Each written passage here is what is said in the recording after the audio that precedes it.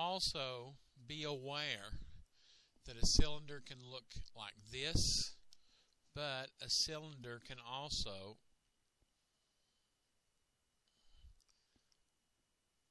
look like this, which would be a can on its side. It could be a water pipe, etc. Okay?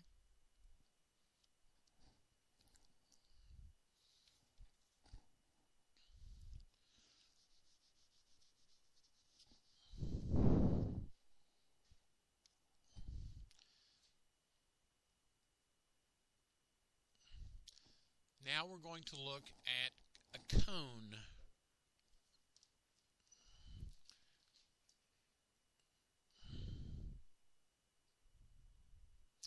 And a cone looks like this.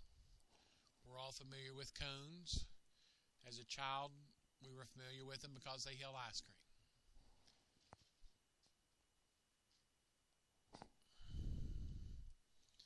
Now, when you are looking at a cone, you need to know what the radius is, and you also need to know what the height is. Now, let's assume that in this particular example, our radius is 7 inches, and our height is 10 inches. Now, to find the volume of a cone, you can actually do this one of two ways. Brandon, we could say 1/3 times pi r square h, or we could say volume equals pi r square h divided by 3, whatever you're most comfortable with. So for this particular example, let's use 1/3 times pi r square h. Now, in this particular example, what are we going to use for pi? Okay, this time we'll use 3.14. And what's our radius? 7 squared. And our height is 10.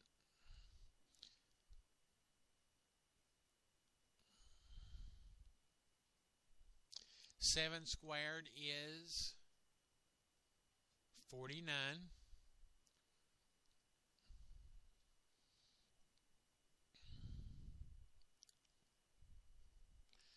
Now, Molly, even though you wanted to use the decimal, we're going to change that to a fraction. Why are we going to do that? Because we already have a fraction here. Okay?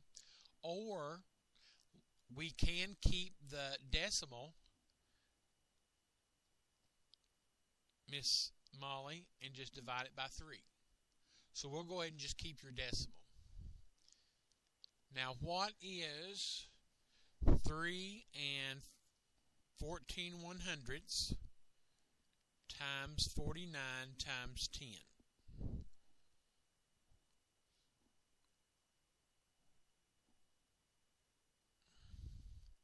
$1,538 6/10, and we're going to divide that by 3.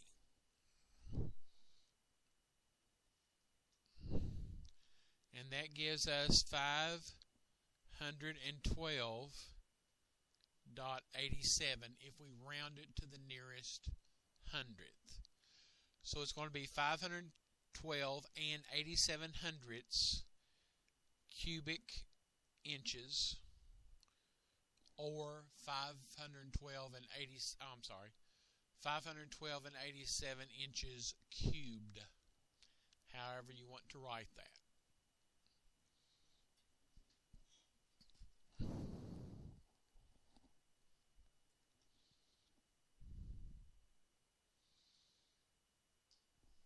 Now I'm going to give you a cone that I'd like for you to do on your own.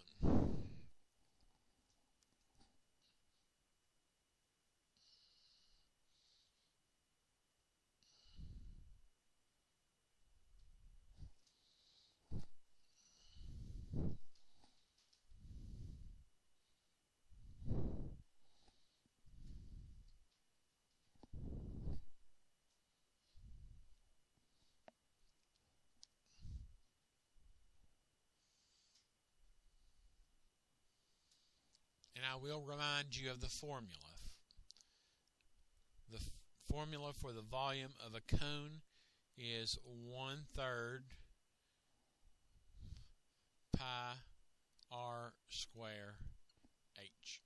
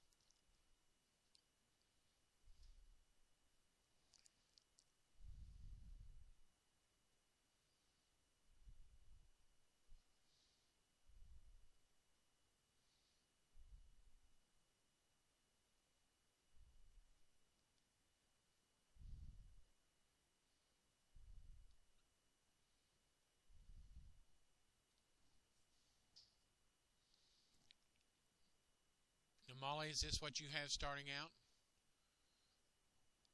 1/3 times 22/7 times 2 and, pardon me? Okay, you went with 3.14. Now, since we did that the last time, I'm going to keep the fraction this time. 22/7 is pi. Now, the first thing we have to do is we have to find our radius squared. Our radius is 2.5, and 2.5 times 2.5 is 6 1/4. Now, to work this out as a fraction, Molly, we're going to have to turn 6 1/4 into 25/4. Now, can we do any cross cancellation?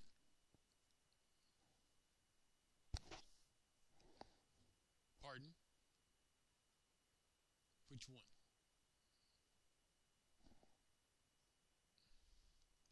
Okay, we can cross divide this 3 and this 3 by 3. Anything else? No.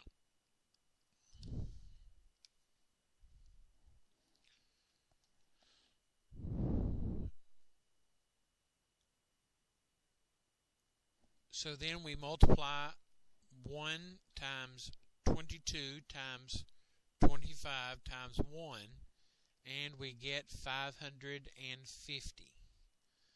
1 times 7 times 4 times 1 is 28.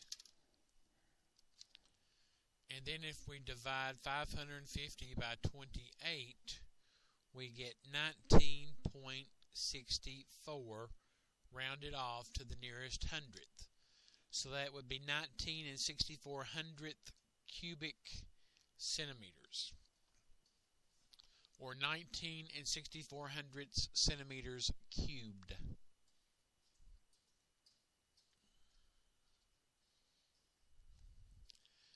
Now, we have just looked at computing the volume for standard geometric figures. We did the cube, the rectangular solid, we did the cylinder, and we did the cone. But what if we had a figure that looked like this?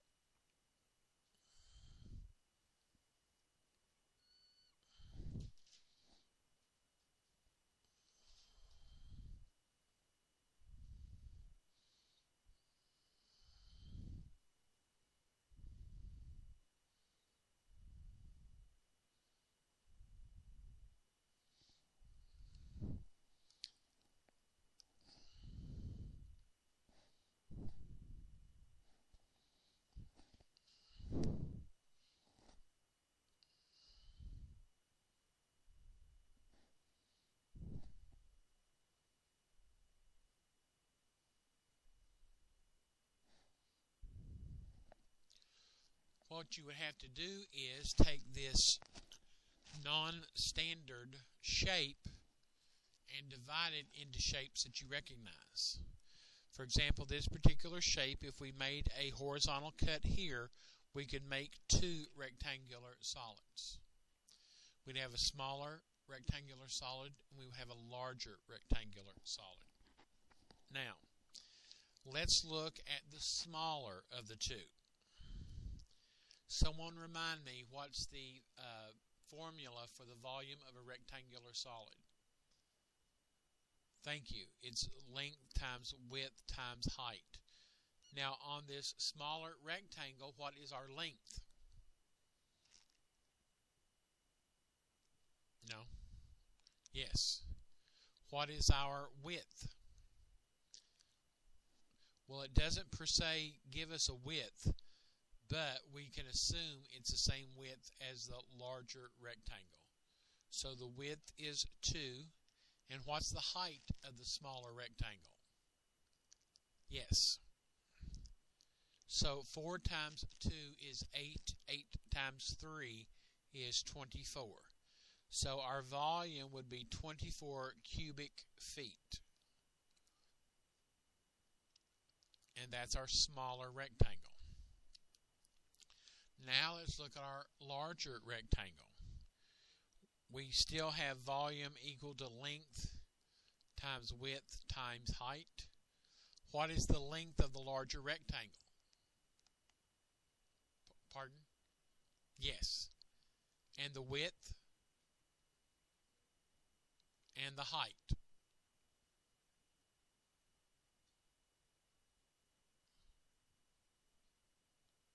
Would be 7. Pardon? Oh, I'm so sorry. Thank you. So we have 9 times 2 times 7. That gives us 126 cubic feet.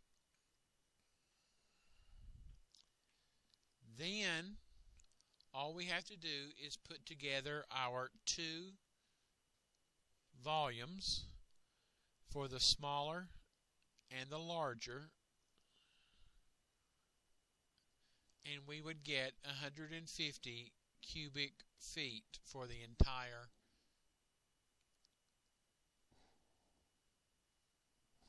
figure here.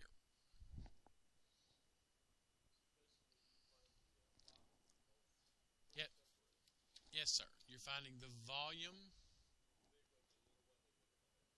Yes.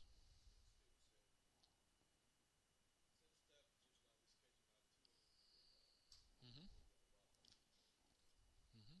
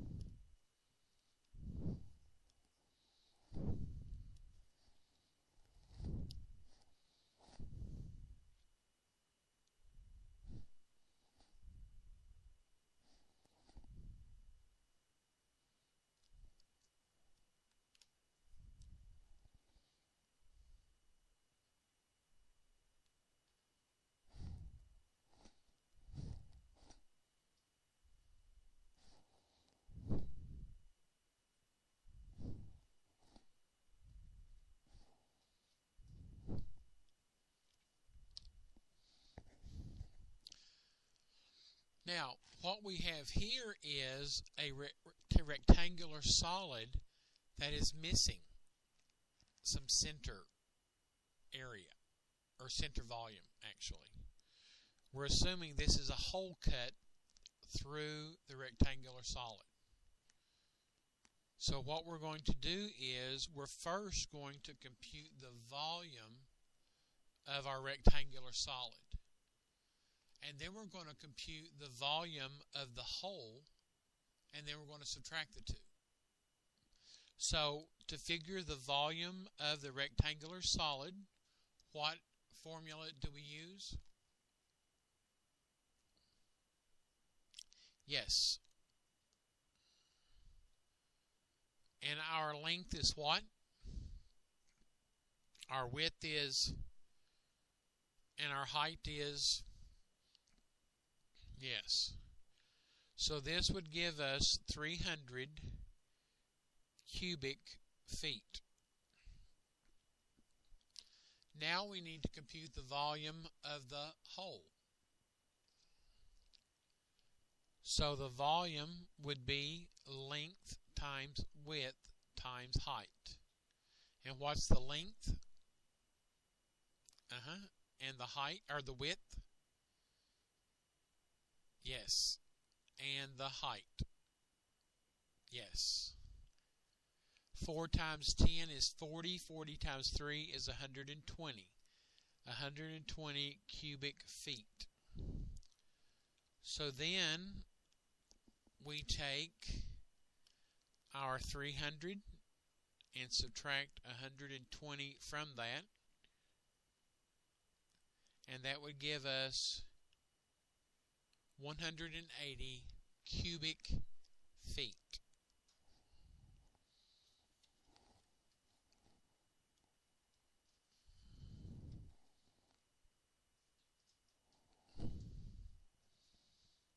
Okay, are there any questions on those?